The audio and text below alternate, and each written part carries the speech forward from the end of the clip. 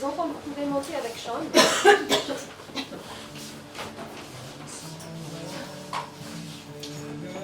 Hosanna.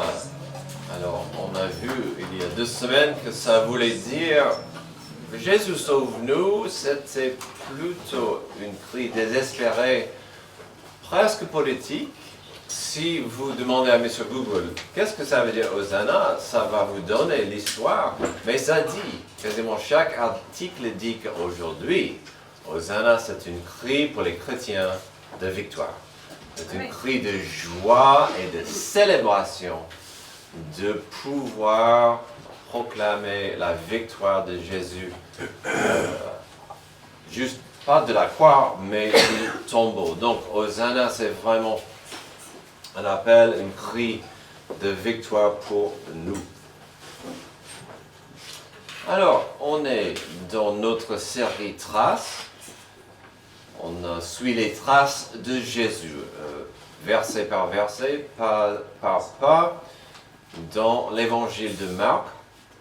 Ironiquement, nous sommes dans la période de la semaine de la Passion. On est vraiment quelques jours juste avant sa crucifixion.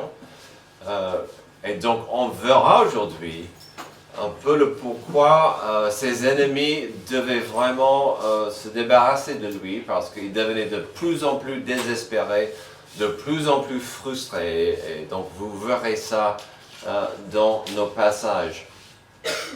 Alors parlons quelques instants de la vision.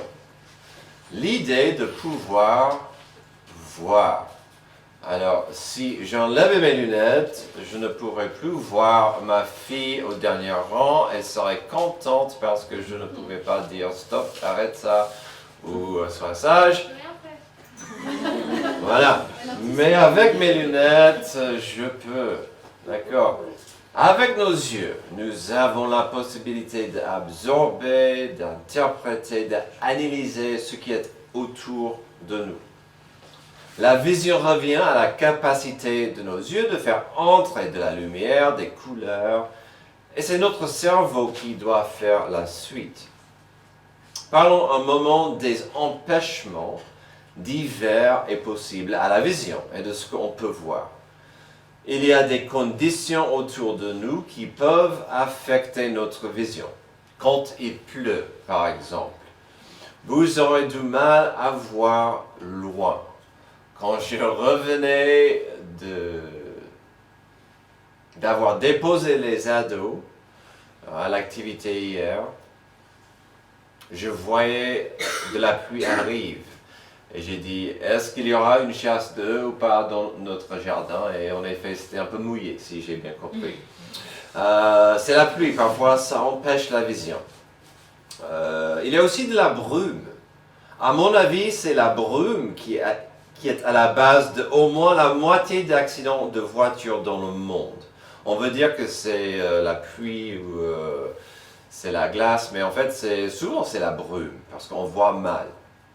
L'obscurité joue un rôle, bien sûr, dans ce sujet.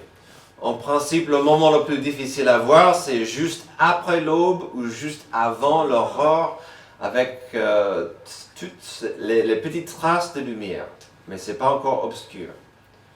Et on dit ça, l'obscurité de la nuit, bien sûr, joue un rôle sur ce que nous pouvons et ne pouvons pas voir, y compris la lune, qui maintenant brille très fort et brille brillamment. Bien sûr, certains gens... puis si vous ajoutez des nuages dans la formule, ça complique les choses. Bien sûr, certains gens ont des yeux sensibles à la lumière forte.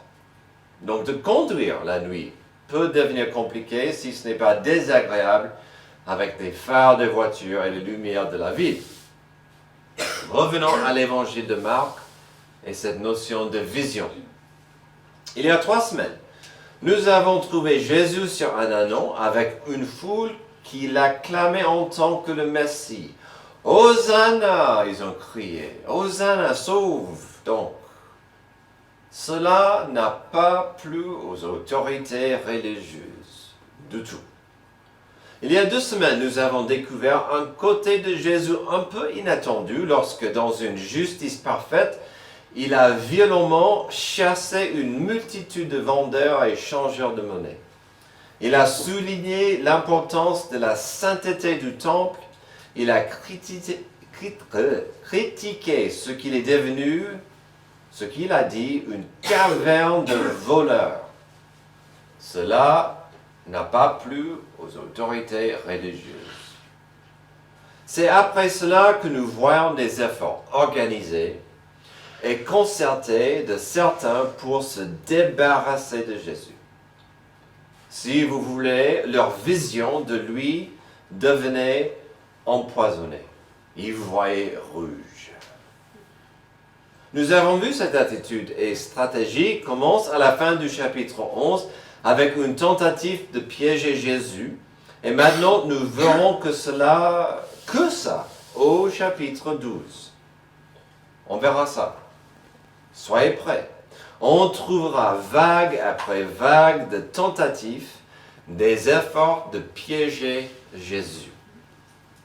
Avec des questions, entre guillemets, difficiles ou sensibles, avec des théories floues, destinées à frustrer Jésus et le mettre dans des positions sensibles. Aujourd'hui, nous allons voir deux de ces efforts. Qu'allons-nous voir? Que pouvons-nous apprendre sur de tels efforts? Je vais vous le dire. Dans leurs efforts, dans leurs pièges, nous allons voir des obstacles qui empêchent l'humanité de voir la vérité sur Jésus-Christ. On revient souvent. Qu'est-ce qu'on fait avec Jésus? Est-ce que les gens voient qui est Jésus? Et on verra aujourd'hui des choses qui peuvent empêcher cette vision, cette compréhension. Nous en parlons souvent. Dieu offre à l'humanité son salut à travers Jésus, mais le monde a du mal à comprendre et de voir leur besoin de lui, leur Rédempteur. Et donc, on verra ces pièges, ces efforts. Quels obstacles peuvent empêcher la compréhension des gens sur leurs besoins de la rédemption de Jésus? Quels obstacles pouvaient embrouiller votre vision sur l'importance de Jésus-Christ dans votre vie de tous les jours? Parce qu'on peut voir ces passages et dire, ah, ça c'est arrivé à Jésus, c'est gentil. Mais on peut apprendre des choses qui nous touchent aujourd'hui. D'abord, nous avons l'obstacle pour ceux qui sont accros au pouvoir. Verset 13. Ils envoyèrent auprès de Jésus quelques pharisiens et des hérodiens, afin de le prendre au piège de ses propres paroles. Ils vinrent lui dire, « Maître, nous savons que tes paroles sont vraies et que tu ne te laisses influencer par personne, car tu ne regardes pas l'apparence des gens et tu enseignes le chemin de Dieu en toute vérité. » Il disait vrai. Donc, premier signe qu'il y avait un piège, il y avait un problème, parce que c'était tellement gentil et charmant. Déjà, ça commence avec « ils », verset 13, « ils envoyèrent ». Le mot ne désigne pas de qui ça parle, mais maintenant, comme je vous ai dit, la campagne est en vigueur de faire tomber Jésus. Ils. Des gens ont eu des réunions. Ils ont trouvé des stratégies. Quelle était la première stratégie? C'est là. C'était d'envoyer une équipe intéressante à Jésus. Normalement, des pharisiens et des hérodiens ne s'entendaient pas du tout. On ne les mettait pas ensemble, normalement. C'était une équipe bizarre. Je vous explique pourquoi. Normalement. Donc déjà, de voir une telle équipe est bizarre. Mais lorsque nous verrons dans quelques moments leur plan, ça deviendra plus clair. Mais qu'est-ce que ce plan? Bon, des pharisiens étaient les leaders religieux, des docteurs de la loi, et ils étaient à cette époque dans une position de pouvoir. Avant Jean le Baptiste et puis Jésus, ils tenaient tout le pouvoir religieux du peuple et du pays dans leurs mains. Bien sûr, il y avait plusieurs problèmes avec ça. Si les pharisiens avaient le pouvoir religieux, il y avait un problème parce qu'ils n'aimaient pas le peuple. ils aimaient le pouvoir. Ils ne voulaient pas enrichir le peuple. Ils voulaient impressionner le peuple. Ils ne voulaient pas bénir les gens, ils voulaient marcher sur les gens. Et donc, quand les autorités religieuses ont de la puissance, et cette puissance est utilisée pour être plus grande, il y a un problème. C'est pourquoi, à plusieurs reprises, Jésus disait, il voyait la foule, et c'était comme les gens aveugles. Ils n'avaient pas, comme des brebis sans berger. Il parlait de ces personnes. Donc déjà, il y a ce problème avec des pharisiens qui n'aimaient pas trop le peuple. Alors, qui étaient alors des Hérodiens? C'était un groupe officiel qui supportait le petit, pas supportait, qui aimait bien, qui étaient les supporters du petit roi Hérode. Hérode était un petit roi qui gouvernait la région au nom de Rome et de César. Donc les Hérodiens étaient des Juifs qui s'alignaient avec l'autorité de l'empereur et la puissance de l'Empire de Rome. Notre premier point parle de l'obstacle de ceux qui sont accros au pouvoir. Et là, on a deux groupes qui aiment bien le pouvoir. Plus que tout. On a deux groupes, plutôt opposés l'un à l'autre, qui ont fait équipe ensemble. Les pharisiens avaient un pouvoir immense sur la culture religieuse du peuple. Les Hérodiens représentaient un pouvoir politique plutôt important sur le peuple. Cette équipe n'était pas légère, ce groupe. Ce n'était pas n'importe qui, ce n'était pas l'homme de la rue, c'était des gens avec du pouvoir entre eux. Il y avait le pouvoir politique, le pouvoir religieux, et ils ont dit, allons-y ensemble pour faire tomber Jésus. J'espère que vous avez remarqué comment ils ont commencé et lancé le débat. Maître, verset 14, nous savons que tes paroles sont vraies et que tu ne te laisses influencer par personne, car tu ne regardes pas l'apparence des gens et tu enseignes le chemin de Dieu en toute vérité. Oh, quelle élégance! Mais bien sûr, ils ont commencé comme ça car ils voulaient que Jésus dise la vérité, peu importe les conséquences. Ils avaient vraiment envie que Jésus dise la vérité à la question qu'ils allaient préparer pour lui. On va avancer au deuxième point, mais déjà il y a une réflexion à faire ici. Il ne faut pas rater l'importance de comprendre que parfois l'évangile ne plaît pas aux gens dans le pouvoir. C'est ironique, car notre message, c'est le message de rédemption qui implique la paix avec Dieu et avec son prochain. Notre message est basé sur l'amour au carré, l'amour pour Dieu et l'amour pour mon prochain. Pourquoi ça serait problématique? Pourquoi un amour pour Dieu et un amour pour mon prochain feraient des problèmes, feraient des vagues? Notre message de cet amour au carré, en principe, bénirait tout le monde autour. Pourquoi ce message et la présence de Christ dans ce monde dérangent autant? Car ce monde est dominé par des ténèbres. Ce monde est dominé par des puissances mauvaises. Et certains fruits de ces puissances sont l'égoïsme, l'avarice, le désir de manipuler et dominer et marcher sur autrui. Et donc, le message de la compassion, le message de l'amour ne m'intéresse pas parce que moi, je veux marcher sur les faibles. Moi, je veux grimper sur autrui afin de garder mon pouvoir. Et l'avarice, la domination, le plaisir, certaines de ces choses nous attirent, nous chuchotent. L'enfant adoptif de Dieu sera toujours attiré par le pouvoir du monde de faire comme le monde. Car que disent les voix de la puissance de ce monde? Soyez comme nous, ayez la dernière marque, ayez une voiture plus belle, plus puissante que votre voisin. Ayez cette eau de toilette qui montre que tu es quelqu'un.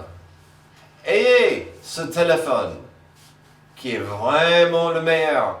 Mais pas que ça, c'est une marque que tu es quelqu'un. Je ne sais pas si vous pouvez le voir, mais ça c'est un serpent qui est autour de l'oreille, qui chuchote. Soyez comme nous. Ignorez ce que dit la Bible. Ignorez ce qui dit le Saint-Esprit. Ignorez ce qui dit le pasteur. La Bible. Soyez comme nous. Suivez-nous. Chuchote. Et comme on l'a vu ce matin, parfois ce sont des demi-vérités. Et donc c'est attirant de faire comme tout le monde. Quels obstacles peuvent embrouiller votre vision sur l'importance de Jésus dans votre vie de tous les jours? Deuxième, l'obstacle pour ceux qui ont une allégeance pourrie. On va continuer verset 14. Et voici la question. Ils ont bien fabriqué cette question. Ils avaient la formule gagnante. Est-il permis ou non de payer l'impôt à l'empereur? Devons-nous payer ou ne pas payer? Mais Jésus, connaissant leur hypocrisie, leur répondit, pourquoi me tendez-vous un piège? Apportez-moi une pièce de monnaie afin que je la voie. Déjà, c'est important parce que nous savons que Jésus n'était pas trop obsédé par l'argent. Et donc, il dit, est-ce que... C'est comme mes ados. Papa, est-ce que tu peux me donner de l'argent? Non, mais il a dit, montre-moi cette pièce d'argent, s'il te plaît. Apportez-moi une pièce, afin que je la voie. Ils en emportèrent une. Jésus leur demanda, de qui porte-elle l'effigie et l'inscription? De l'empereur, lui répondirent-ils. Alors voici quelques détails à saisir ici qu'il ne faut pas rater. L'impôt en question était obligatoire pour tout le monde. Et c'était au chef de chaque famille de le payer. Ça serait aujourd'hui plus ou moins comme la taxe d'habitation. Cette taxe était exigée, mais aussi nécessaire pour la maintenance de la ville où l'on vivait. Donc, cet argent allait pour améliorer les rues, les lampadaires, l'eau potable. On pouvait voir les bénéfices même si on ne voulait pas le payer. Personne ne veut payer les impôts, mais on aime bien les bénéfices parfois de ces choses. Un autre détail important à saisir, c'était que pour la plupart de l'Empire romain, il fallait payer cet impôt avec cette pièce de monnaie. Vous ne pouviez pas payer cette taxe avec 2 chèvres, ou 3 brebis, ou un cheval. Ça serait comme d'aller à Franprix et dire voici mes courses, voici mes dollars. Non, ça passe pas. Il fallait en fait payer avec cette pièce spécifique. Et tout le monde savait de quoi il s'agissait. Alors, où était le problème? Où se trouvait le piège? Ça semble toujours assez léger. Où se trouvaient des allégeances pourries? Pour les Hérodiens, ils payaient cette taxe plus ou moins avec joie, car ils étaient ligués avec Rome et ils aimaient les conforts qui venaient avec la sécurité de cette relation. De ne pas payer cette taxe impliquait une révolte contre Rome et César. Les pharisiens, par contre, n'aimait pas du tout cet impôt. Mais, sachant que l'Empire permettait la pratique du judaïsme dans le territoire, sachant que l'empereur permettait les Juifs de garder et de pratiquer cette religion, les pharisiens supportaient la taxe.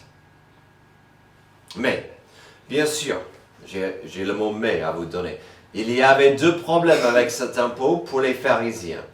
Avec la tête de l'empereur sur la pièce, cela s'approchait pour eux presque d'entrer dans l'idolâtrie.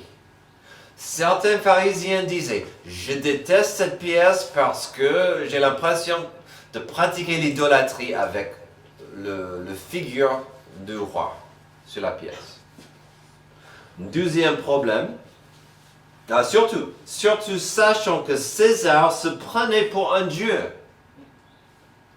Donc, je dois payer avec cette pièce et lui pense qu'il est un dieu.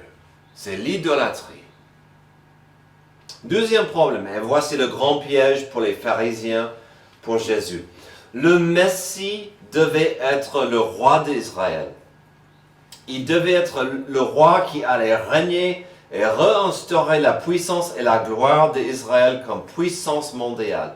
Le vrai Messie n'accepterait jamais de payer un tel impôt à un roi étranger qui prétendait d'être divin. Le vrai Messie n'accepterait jamais de dire « Oui, je dois à ce roi cet impôt. » Selon eux. Si Jésus disait « Oui, il faut payer », les pharisiens diraient « Ah, t'es pas le Messie. » Si Jésus disait non, les Hérodiens pouvaient dire qu'il se rebellait contre César. Pas mal comme piège. Entre tous les pièges que les ennemis de Jésus ont essayés, celui-ci n'était pas mal. Alors voyons la suite. Verset 17. Alors il leur dit,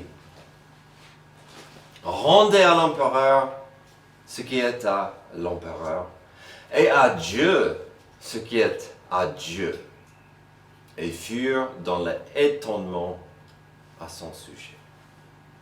Ceci est simple, mais très profond à la fois. Jésus disait que sur ce niveau terrestre, nous aurons toujours des autorités et des puissances auxquelles nous serions redevables. Toujours. Je dois payer mes impôts. Je dois écouter les forces de l'ordre.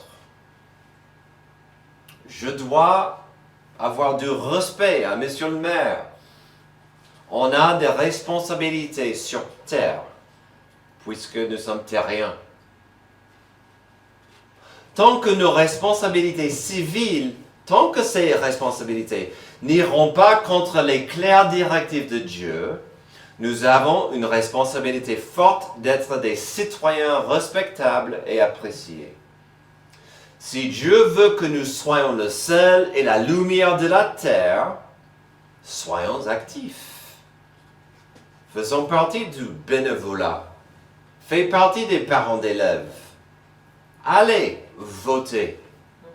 Avoir un bon témoignage dans votre quartier. Soyez des citoyens terriens avec un bon témoignage actif dans votre monde. Cette notion est importante, mais pas la partie la plus importante de la phrase de Jésus qui vient dans la deuxième moitié.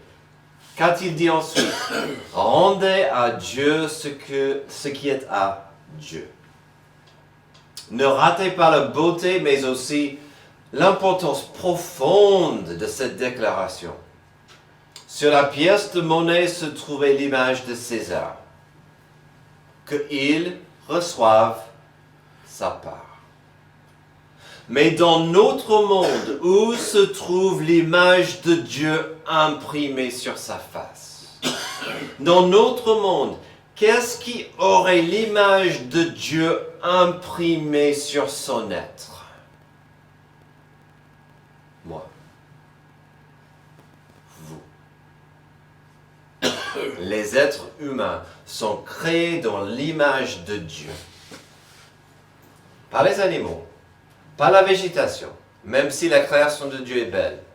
Nous sommes créés dans l'image de Dieu. Et donc Jésus disait, quand vous comprenez ça, vous avez une responsabilité de refléter ça, de représenter ça et vivre pour lui. Nous sommes créés dans l'image de Dieu et donc nous sommes sans excuse, sans prétexte.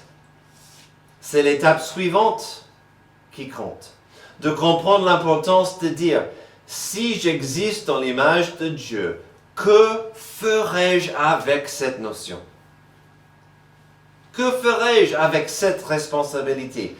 Que ferai-je avec ma vie, sachant que je suis créé dans son image? Les Hérodiens et surtout les pharisiens prétendaient de connaître Dieu, mais leur vie disait le contraire. Et alors, n'est-ce pas intéressant que nous avons commencé la notion de pouvoir pourri? N'est-ce pas intéressant que maintenant nous avons continué avec une notion d'allégeance pourrie? Une allégeance à quoi? Encore le pouvoir, bien sûr. Mais n'est-il pas aussi intéressant qu'ils ont utilisé le pognon comme un élément dans leur piège? On parle souvent ici des 3 P qui font tourner le monde. Pouvoir, plaisir, pognon. Et dans ce piège, il y avait les deux. L'argent et le pouvoir.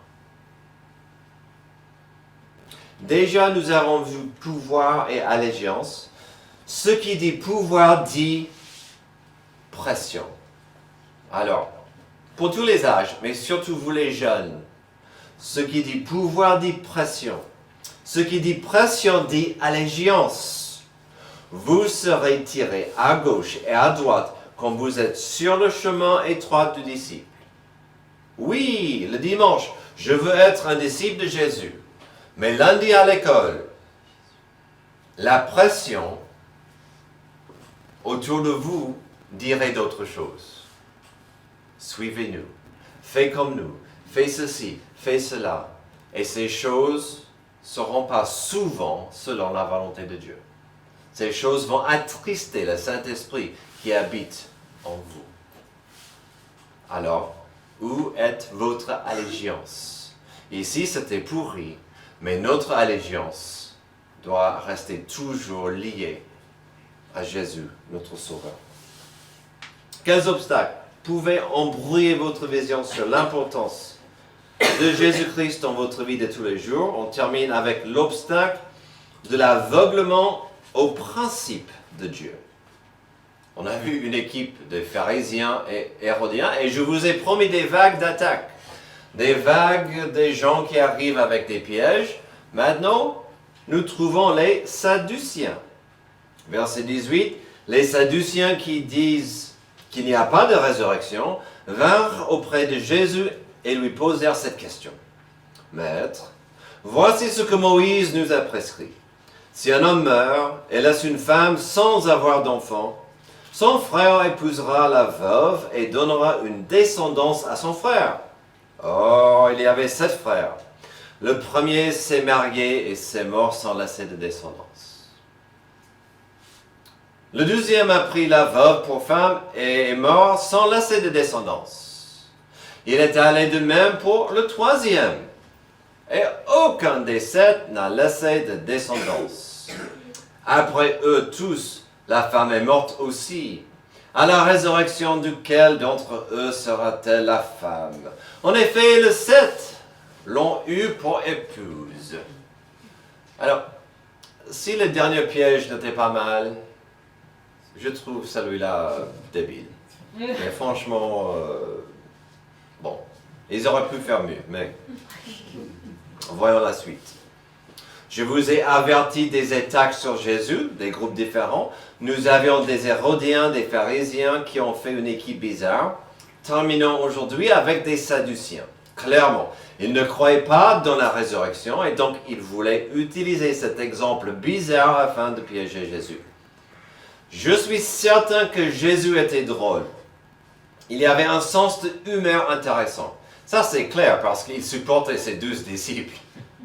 Et souvent, il ne pétait pas les plombs avec les pharisiens. Donc c'est ma théorie personnelle, c'est mon avis.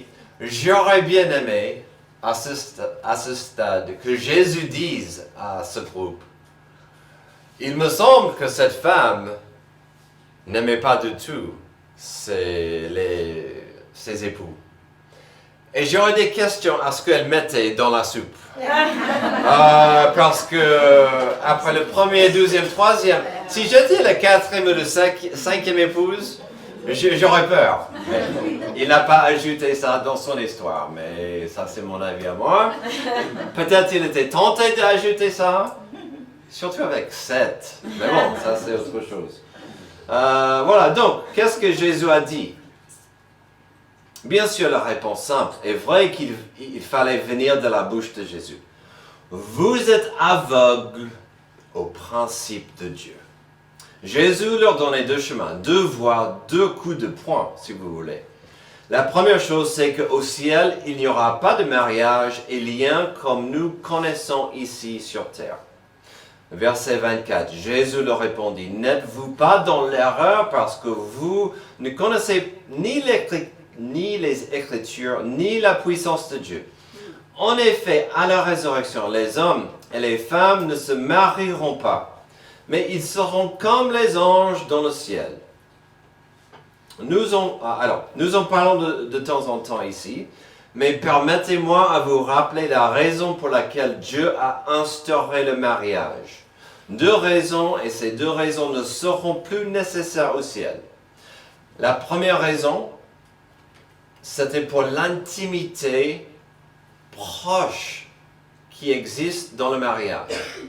Il n'est pas Dieu que l'homme soit seul, je ferai pour lui une aide semblable à lui. Et donc, Adam et Ève se sont mariés. C'est pour l'intimité spéciale, ce lien que Dieu a créé.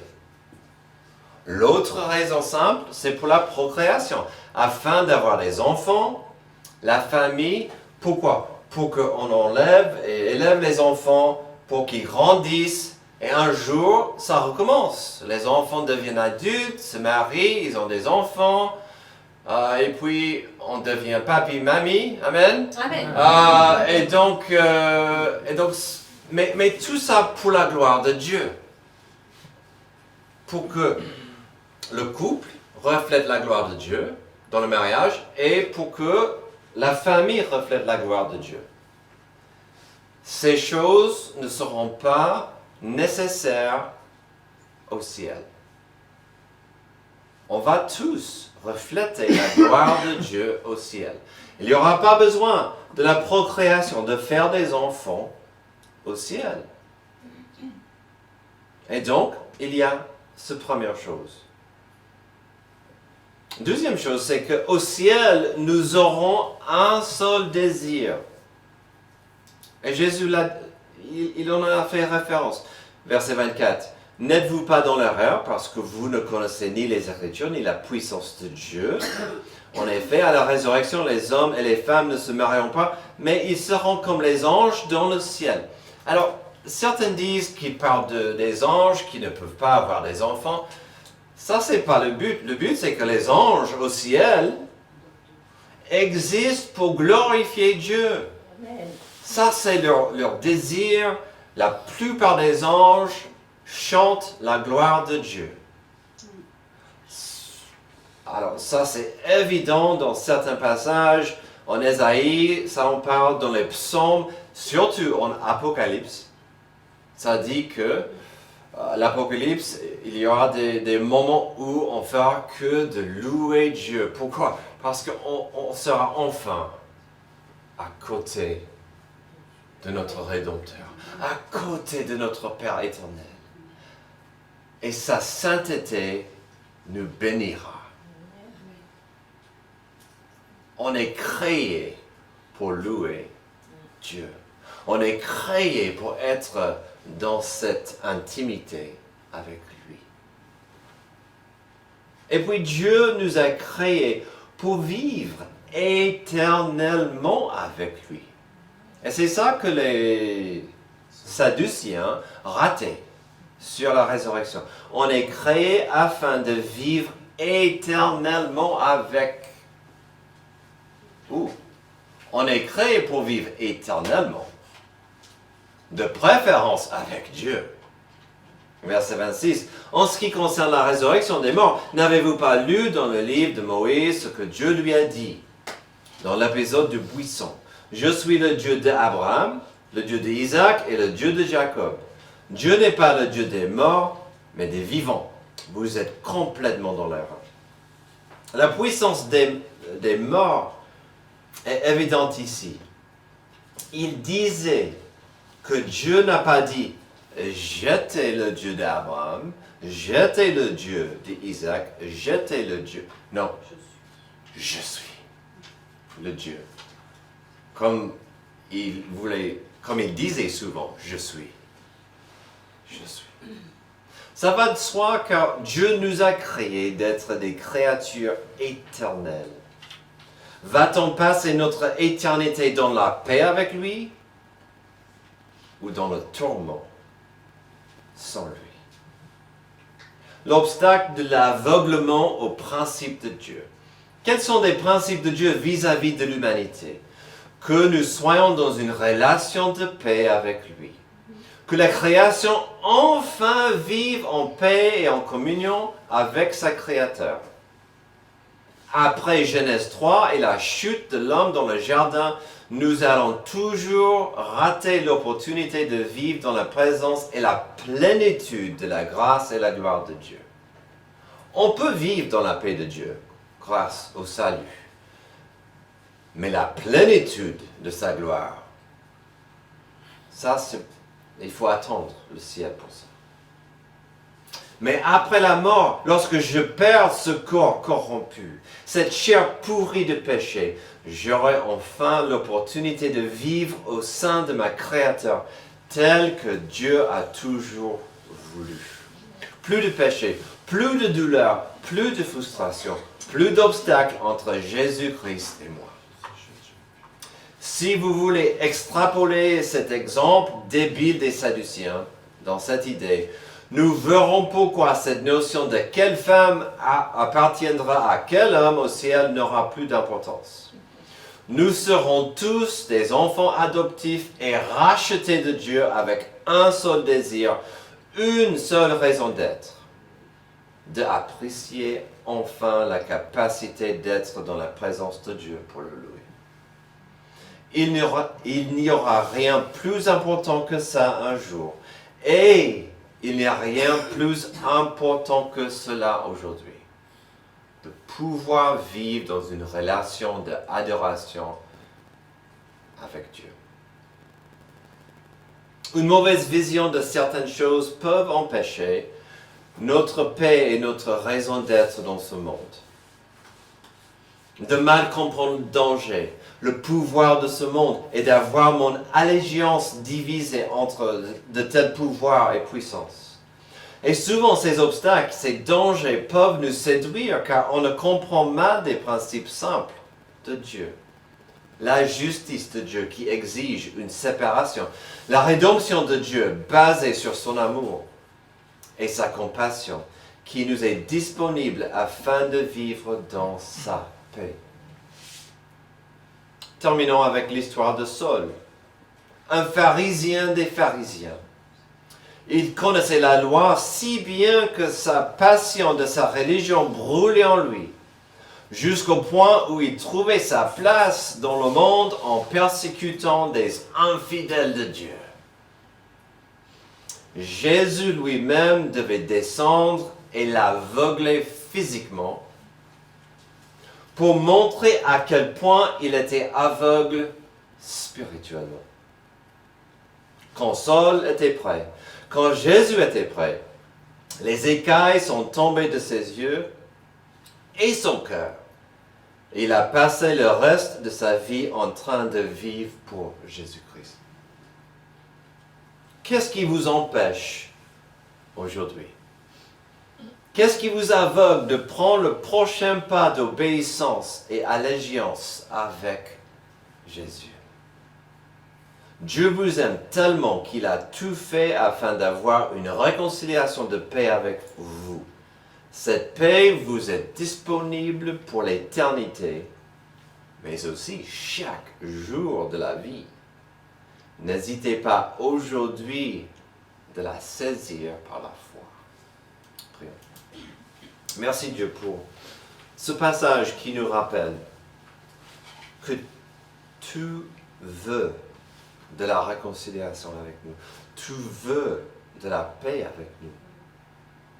Mais on est souvent et facilement aveuglés. Aide notre orgueil. Aide notre aveuglement.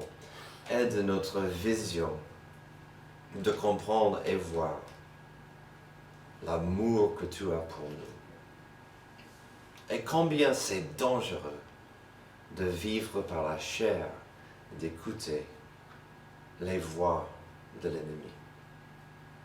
Merci encore pour l'amour de Jésus. C'est dans son nom que je prie. Amen.